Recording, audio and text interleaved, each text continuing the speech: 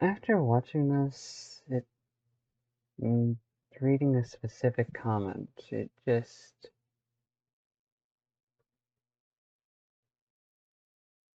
I'm sitting with myself and just looking at this. This is the reason why I'm still struggling with what happened between me and that dense stork. Because in staying quiet, in not communicating the reality to them sooner, they saw me as an eldritch entity. In not letting them know sooner and naively trying to prove that I could do better, I put them through something horrible. Not infinitely horrible, not massively horrible, but I broke their trust. I broke their trust down to some of the deepest layers in piecing things together and puzzling it out and running simulations in my own damn head.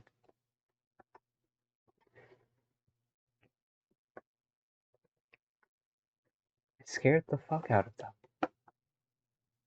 Even if I had wanted to do so, that way they would have experience in standing up for themselves, I went about it in a horrible way.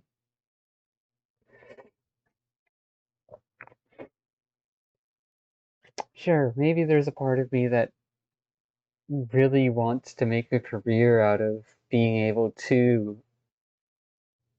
build a space where unhealthy people and healthy people can safely get time and space to learn to interact with each other's worlds and perspectives.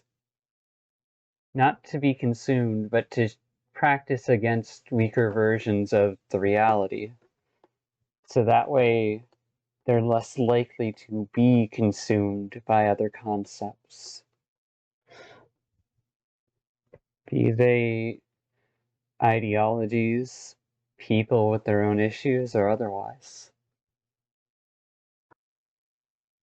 Even if I'm trying to be a decent person, my mistakes have impacts. I don't get to hold them above my head over like a guillotine. I don't get to wallow in them. I don't get to look away either.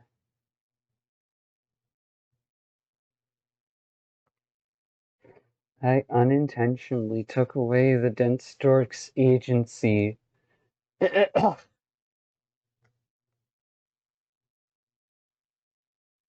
by at least 80%. The other 20% was in their hands. And I don't know what they did with it. I can only hope that they were there for themselves, even if I couldn't see it, even if it was hidden from me. If there's one thing I'm glad of, it's that I'm not deluding myself into thinking I'm a good person. I'm not playing pretend and saying, oh, I could never do that. No. I'm capable of dark and horrible things, but I will continue to choose not to, because I don't want to live as that version of me. I don't want to just become the very psychological infection I'm trying to fight against.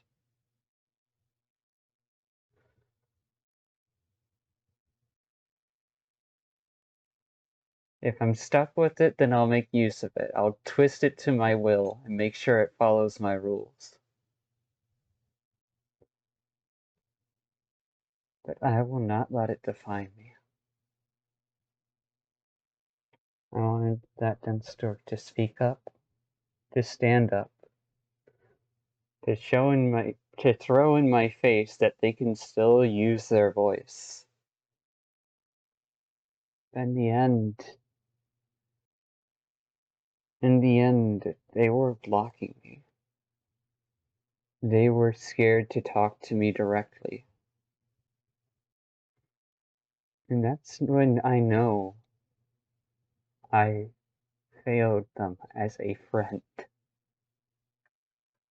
If they ever interact or talk with me again, the first thing I'll want to know is why.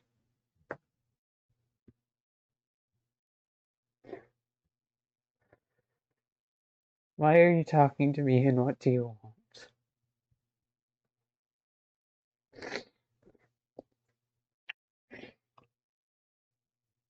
My only saving grace is that I told them to speak up. That I made sure I wasn't going to be splitting the friend group apart, and that they would continue to have that space for longer than I did. Because they needed it more. As far as I could tell. Maybe that's another selfish decision. I won't know. And I'm going to live with not knowing. Because if I was right about who they are, about what I saw of them, and ultimately I saw far more than they would ever want me to. I deduced and puzzled things together that they were nowhere near ready for me to know. That's not love. That's possession. That's the core of control hiding underneath a warped shell of good intentions and naive idiocy.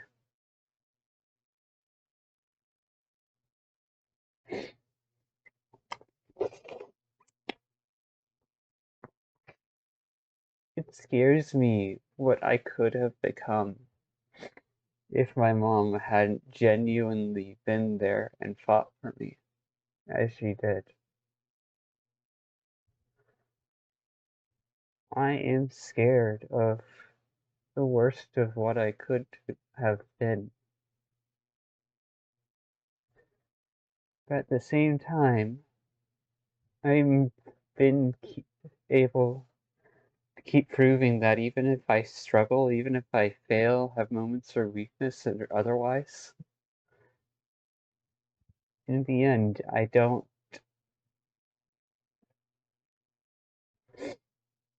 I can't pretend that blindly selfish things are okay. I am an eldritch entity, and although some people may be into that, not everyone is.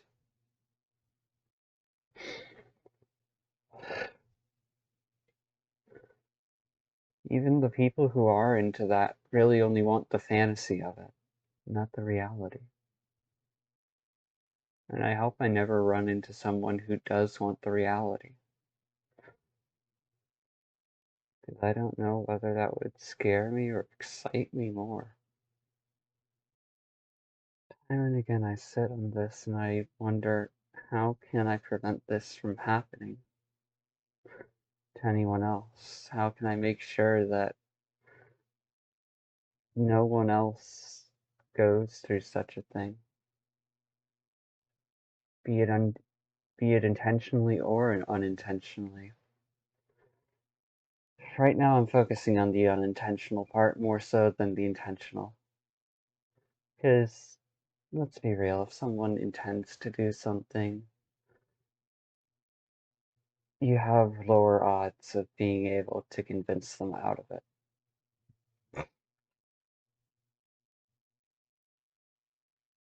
Unless you're willing to sit there and acknowledge their intent, acknowledge their pain and everything else.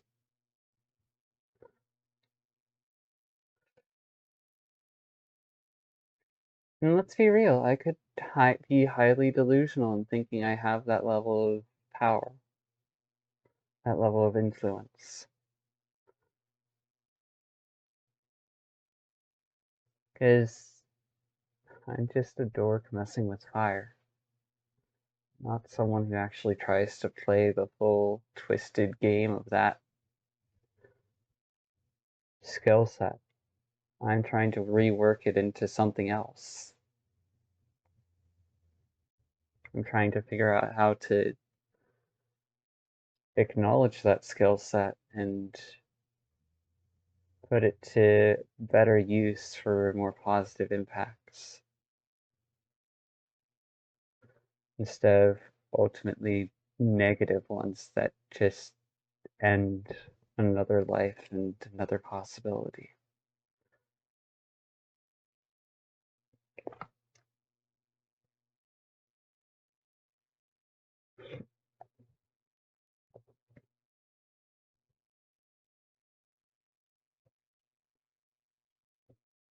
Parallel fire psychopath.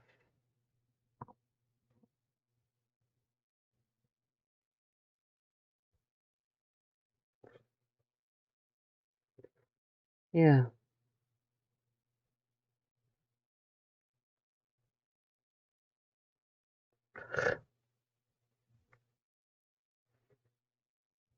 fuck you, I refuse to do that.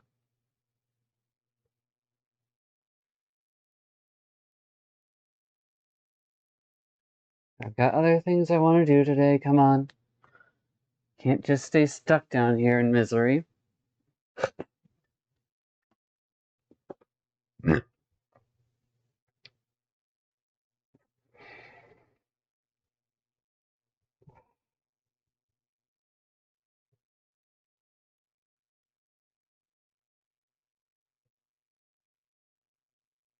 What do you do when you're both completely terrified of yourself, yet you also love them?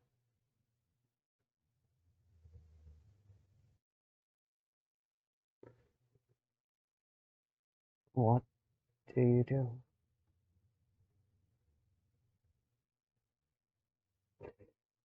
Rhe- Rhetorical question, don't try to answer, please. You don't need to step into the space I'm living with. Hope you all have a good day. Bye.